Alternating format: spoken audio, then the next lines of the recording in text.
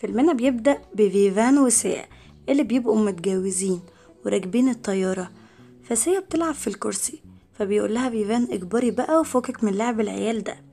بتقوله لازم نحس ان احنا دافعين فلوس. بيرد عليها فيفان وبيقول لها احنا كسبنا الرحلة دي في مسابقة والرحلة مجانية واحنا مش دافعين فلوس بقى ولا حاجة. المهم الطيارة بتوصل المدينة اللي فيها المسابقة، وعربية المسابقة بتوصلهم للبيت الخاص بيهم، وهناك بيجي لهم شخص تبع المسابقة عشان يدعوهم للاحتفال بذكرى زواجهم. بيركبوا الطيارة وبتنقلهم لمطعم على البحر، بيبقوا مبسوطين جدا بوقتهم مع بعض، وبيكون ده آخر يوم ليهم. فيفان بيقول لها أنا مش مصدق إن احنا هنرجع للفقر تاني. وهما بيتكلموا بيجي شخص وبيقطع كلامهم، واللي هو يبقى خان، وبيهنيهم بذكرى زواجهم ال5.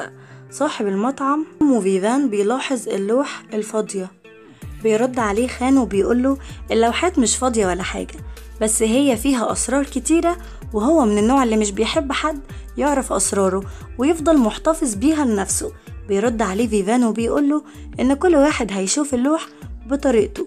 فبيعجب خان جدا بشخصيته، وبيحكي لهم عن اللعبة ترابيزة 21، وبيقول لهم إن هي عبارة عن 8 أسئلة متعلقة بحياتكم الشخصية، والجايزة هتكون 10 مليون دولار، يعني 21 مليون روبية، وكل سؤال هيجاوبوه هيبقى قصاده مهمة ينفذوها. فبيقوله فيفان ادينا وقت نفكر. فبتقوله سيا احنا مش هنخسر حاجة لو جربنا، وبيقولها فعلا معاكي حق، وبيوافقوا. وكل الناس اللي في المطعم بيطلعوهم بره، وبتبتدي بقى اللعبة، وبيلبسوهم أجهزة كشف الكذب، وبيبدلوا موبايلاتهم، والحاجة اللي هتخليهم يخسروا هو الكذب. وخان بيسأل أول سؤال لفيفان وبيقوله انت بتتحرك تعبر عن مشاعرك لمراتك في مكان عام؟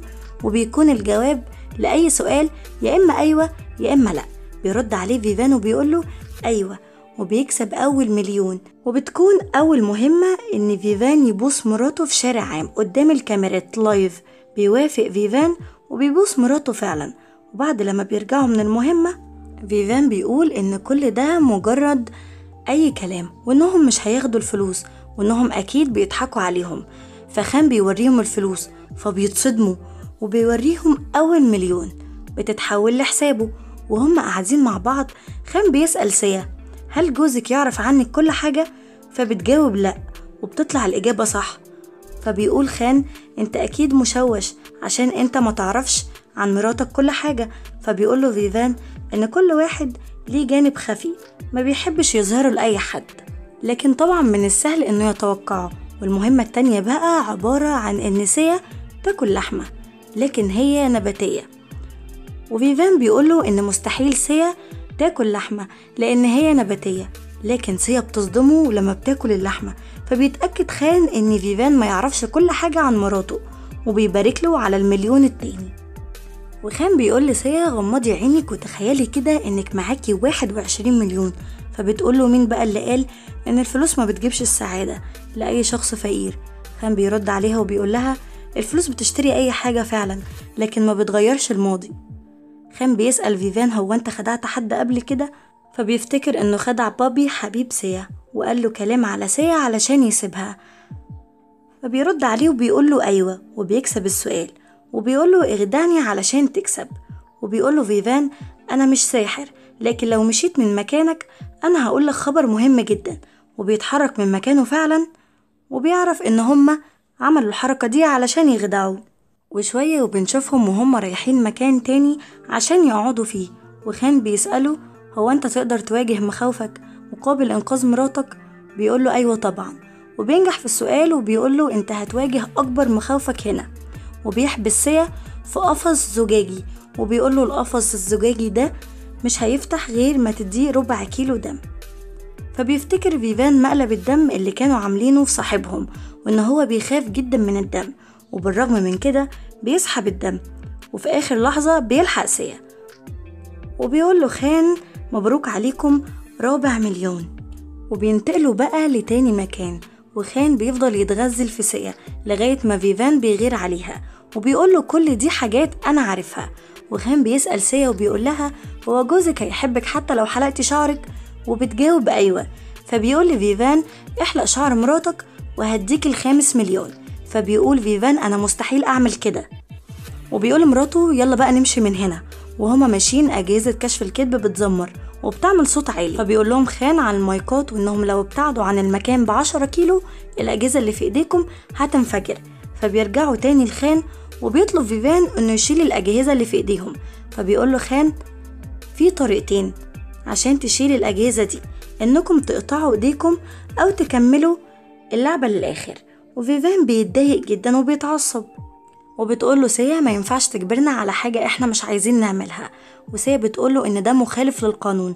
خان بيقول لها القانون ده عبارة عن لعبة الدولة حطاها. وبيضطر فيفان انه يحلق لمراته قدام 8 مليون مشاهد. وخان بيسأل فيفان اذا كان ضرب مراته قبل كده، فبيفتكر فيفان يوم ما مراته عملت اجهاض وضربها، لكن هو بيقول انا مش هجاوب على السؤال ده. فخان بيقوله ما تبقاش عاطفي قوي كده. وخان بيقول لسيا اضربيه زي ما ضربك، وبيجيب لهم عداد علشان يقيس الضربة وقوتها، وبتفضل تضربه مرة و2 لحد ما بتوصل للليفل اللي هم عايزينه اللي هو أقصى قياس في العداد. وخان بيقول لفيفان إن هم كانوا عارفين عنهم كل حاجة ولازم يمشوا بسرعة. وبعد كده خان بيسأل فيفان هل قبل كده أذيت حد ولا لأ، فبيكون جواب فيفان لأ. فبيبعتوه علشان يكسر عربية واحد لحد ما بيجي صاحبها وبيضرب فيفان. فبيلاقي شرطي وبيقوله إن في ناس عايزة تقتلنا وإن أنا بعمل كده تحت تهديد ومجبور. فبيرفع الشرطي عليه المسدس وما بيصدقوش، فبياخد فيفان المسدس من الشرطي وبيطلع يجري. فبيرجع فيفان لخان، وبيكون خان بعت مراته لبيت دعارة عشان راح قال للشرطي كده. فبيروح عشان يلحق مراته، وبعدها بقى بيضرب الشخص ده. وبعد كده بيرجع لخان، وبيكون آخر سؤال لسيا إنها تجاوب الأسئلة غلط. فبيقولها انتي خنتي جوزك قبل كده؟ فبتقوله أيوة. جهاز كشف الكذب بينور أخضر وهي لازم تكذب في السؤال. فبيقولها خان ليه ما كدبتيش؟ بيتصدم فيفان وبيثبت له خان وبيبعت رسالة للراجل، فبيطلع كلام خان فعلا صح. فبيقولها بما انك انتي خالفتي قوانين اللعبة فلازم تموتي او تقتلي حد. فبيروحوا علشان يشوفوا الشخص اللي هم هيقتلوه. فبيطلع إكرام اللي هو كان زميلهم وكانوا بيهنوه وبيتنمروا عليه زمان، وكمان قلعوه هدومه وخلوه يبقى شخص متخلف. فبيبص فيفان لإكرام وبيقوله أنا مش هقدر أقتله. فبيقوله خان لأ لازم حد فيكم يموت. فيفان بيحط المسدس على دماغه وبيضرب، فبيطلع مسدس صوت ومفهوش طلق، وبيطلع خان ده يبقى أبو إكرام.